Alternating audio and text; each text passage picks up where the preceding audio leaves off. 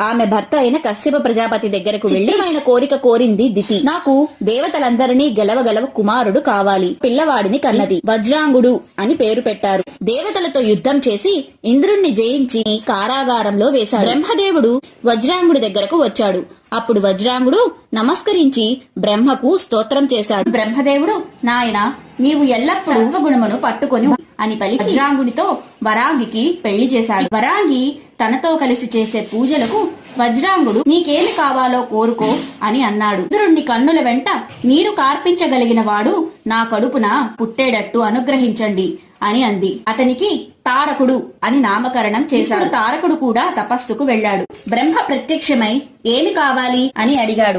దానికి తారకుడు, పరమశివుడికి కామం కలిగి వీర్యం స్ఖలనం అవ్వాలి. ఆ వీర్యంలో నుంచి కొడుకు పుడితే వాడి చేతిలో నేను చనిపోతాను. తదాస్తు అని భారం అంతా శివుడి